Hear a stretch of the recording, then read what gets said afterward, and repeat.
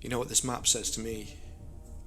Even the Nazis don't want to come to Stoke. So I picked up Grit Valor yesterday for £11.19. I am never going to financially recover from this. I've got a couple of criticisms that I'll come to in a moment, but so far I've put 4 hours into it and I'm really enjoying it. So Grit Valor is a real-time strategy game and it's for VR. It's also what we call a hybrid game, so it has a flat mode.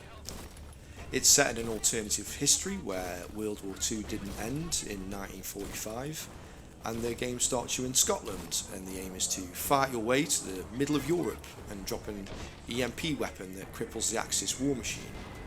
It must be in stages because what I've tried so far, the aim seems to be to fight my way to Portsmouth, which is no easy feat even without a war on.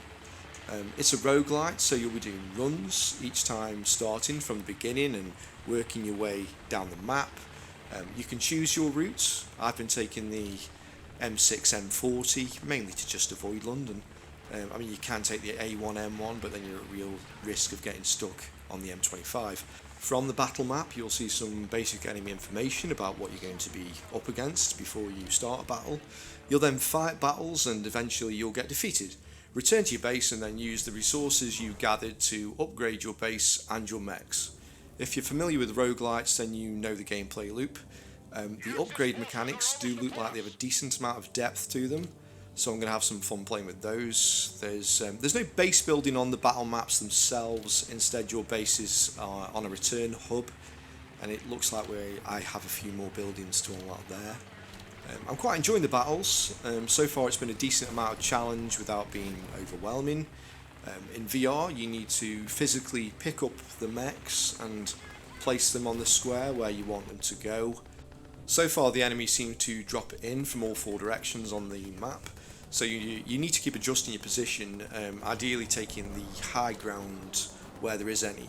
You can't just castle yourself in as well, because the enemy is going to be dropping bombs on you and your mechs, so you need to keep displacing them.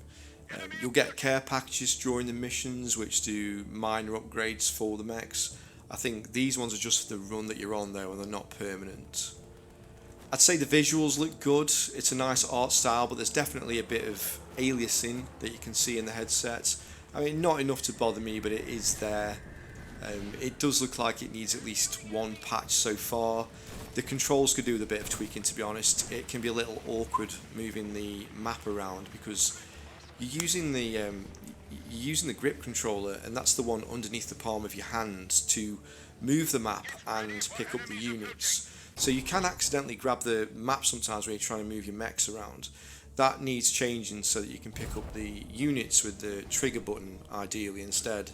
At this point I will give a quick tip of mine actually for playing strategy games in VR, is that if you're able to, and it's safe to do so and you can be arsed, just try physically moving around the play area like you're in a room with a tabletop game.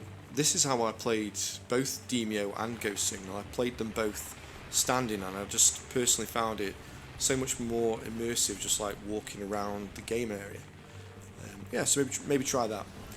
So yeah, as a fan of strategy games, I really feel like we don't have enough of these types of games, and this is looking good so far. £11 already seems like great value. It's already hooked me, and I'm going to no doubt be putting in a few more hours over the weekend.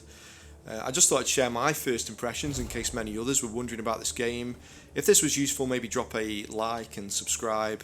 Thanks for watching.